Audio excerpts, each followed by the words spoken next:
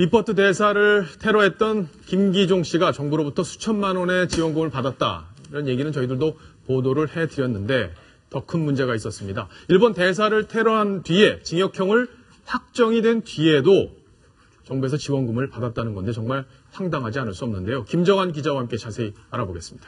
김정한 기자. 네. 자, 일본 대사를 테러를 했고 그게 뉴스에 나왔고 그렇습니다. 또 징역형이 결정이 된 이후에도 정부에서 돈을 지원했다. 정말 믿을 수 없는 얘기인데요. 네. 네. 그런데 사실입니다. 사실이죠. 문화체육관광부 소속의 영화진흥위원회에서 수차례 금전적인 지원을 했던 건데요. 내용은 즉슨 지금 저 사건은 2010년에 주한 일본 대사에게 시멘트 돌을 던지는 모습 보고 계시죠? 예. 저 사건으로 인해서 징역형을 선고받았음에도 불구하고 바로 다음엔 2011년에도 진흥위를 통해서 금전적인 지원을 받았다는 내용이 충격을 주고 있습니다. 예. 2011년에 이 통일운동이라는 차원에서 하는 일종의 공연인데요. 이 공연을 위한 어떤 그 지원금을 받았고 이것이 2000년부터 시작이 되었는데 수차례 그래서 총액이 3,200만 원에 육박하는 내용입니다. 예. 그러니까 이제 문제를 아까도 앵커께서 잘 지적을 해주셨지만 이 주한 외교 사절에게 시멘트를 던져서 실질적인 테러를 가했고 징역형을 선고받았음에도 우리 정부 단체가 어떤 금전적인 지원을 했다는 것이 충격을 주고 있는 것이죠. 그러네요. 자, 박성훈 논설위원. 네. 이러니까 나라 돈은 그냥 아무나 갖다 쓰면 되는 거 아니냐. 네. 이런 얘기가 나오는 거고 네. 우리는 왜 안 주냐 이런 얘기들이 나올 수 있는 거 아닙니까? 이 나라 돈 이렇게 지원하는 것 기준이 뭔가요? 이것은 말 그대로 정말 순수한 전통 문화의 진흥이라고 하는 차원에서 기준이 돼야 되는데 현실적으로는 조직화되고 세력화된 단체.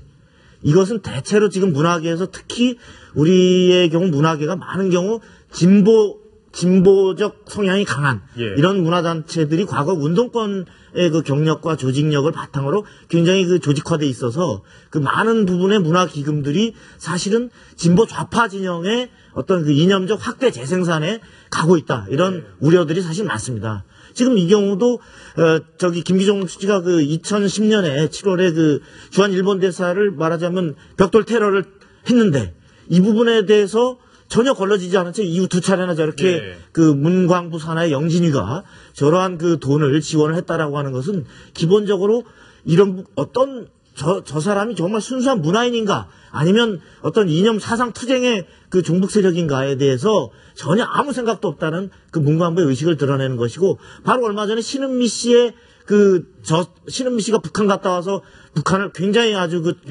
천국처럼 묘사한 그 책을 우수 권장 도서로 바로 문광부 산하의 기구에서 추천했듯이 정말 정신과 어떤 문화를 관장하는 부처의 정신 상태를 보여주는 제도적 개혁이 필요한 그러한 대목인 것 같습니다. 제도적 개혁이 반드시 필요한 부분이 아닐 수 없겠네요.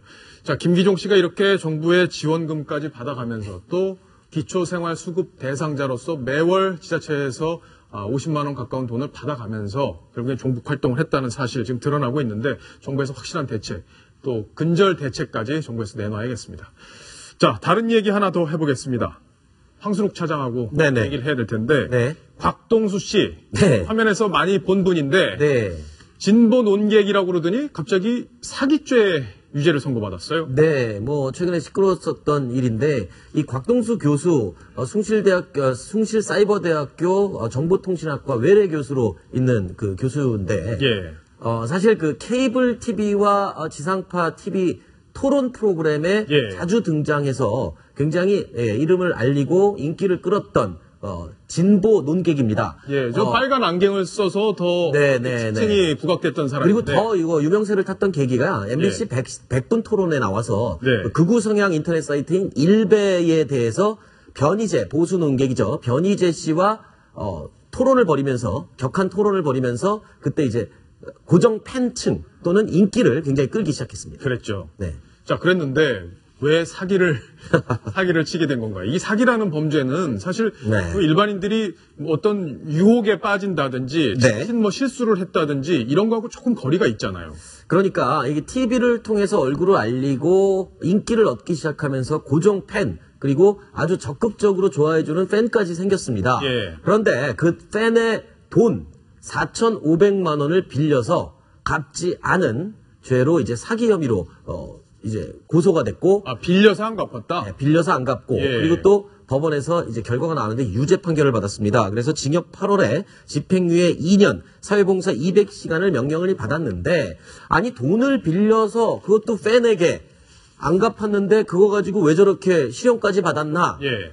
알고 보니까요. 내용이 그 팬이 말기 암 환자입니다. 예. 그리고 굉장히 그 곽 교수를 좋아하는 사람이었는데 말기 암 환자였는데. 예. 근데 그 돈을 빌린 과정 자체가 죄질이 굉장히 나쁘다라고 재판부에서 판단을 했습니다. 그래요? 내용을 보면요. 네. 내가 국민은행 VVIP여서 예. 연 12%가 요즘 저렇게 이자 주는 은행 없습니다. 아니 VVIP라도 해도 없습니다. 6% 측면할까 말까겠네요. 어쨌든 국민은행 VVIP다. 그래서 연 12% 넘는 이자를 받게 해줄 테니 돈을 묶어둘 수 있는 여윳돈이 있으면 나에게 보내달라. 예. 유명 개그맨도 지금 들어와 있다. 이런 식으로 유혹을 했고 그 곽 교수를 개인적으로 굉장히 좋아하고 따르던 그 팬, 말기 암 환자 팬은 믿고 돈을 맡겼는데 결국에는 돈을 갚지 않고 버티다가 사기죄로 고소까지 되는 그런 예. 상황까지 이르게 된 겁니다. 여성원 변호사님, 예. 지금 징역 8월을 선고했어요. 집행유예 2년. 예. 그러고 집행유예 2년을 선고했는데 여성원 변호사께서 판사셨는데 예. 사실 이런 유명세를 이용해서 말기 암 환자를 환자의 약점을 이렇게 노리고 들어간 그런 범죄라고 볼 수 있는데 만약에 판사로 재직하고 계셨을 때 이런 사건을 맡았다. 징역 8개월 더 하셨을까요? 어떻습니까? 곽동수 교수가 저희 사기나 모든 범죄가 전과가 중요합니다. 전과가요? 사기를 그전에도 많이 치고 돌아다닌 사람 같으면은 집행유예 전과도 있으니까 이번에는 실형으로 엄벌해야 되는데 그리고 이번에는 전과가 없다면은 저 정도가 될 거고 그다음 4,500만 원 저걸 갚았는지 예. 아니면 처벌 불원서를 받았는지 합의서를 받았는지 그게 아마 중요할 것 같습니다. 아마 제 생각에는 열성 팬이었으니까 예. 가서 아마 무릎 꿇고 빌어서 예. 합의서를 받아온 게 그게 아닐까 그렇게 추측됩니다. 예, 합의서를 반영된 예. 그런 결과다 예. 이렇게 보신다 이런 얘기네요. 실제로 그 국민은행 VVIP가 맞는지도 궁금하실 것 같다고 말씀드리면 예. 전혀 관계가 없고요. 전혀 국민은행에는 관계없어요. VVIP로 12%의 이자를 주는 상품 자체가 없습니다. 예. 네.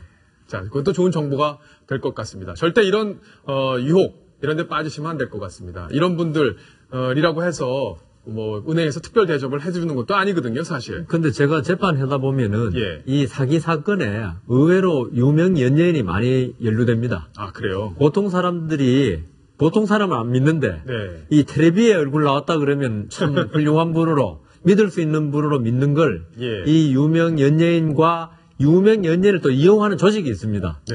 그 사람들이 유명 연예인의 어떤 신빙성, 텔레비에 나왔으니까 네. 그걸 이용하는 범죄가 많은데 곽동수 씨도 한편 그런 면이 조금 있어 보입니다. 예. 자, 공짜가 없다는 것, 또 횡재가 아무에게나 오지 않는다는 것, 이런 교훈을 또 얻어야겠습니다.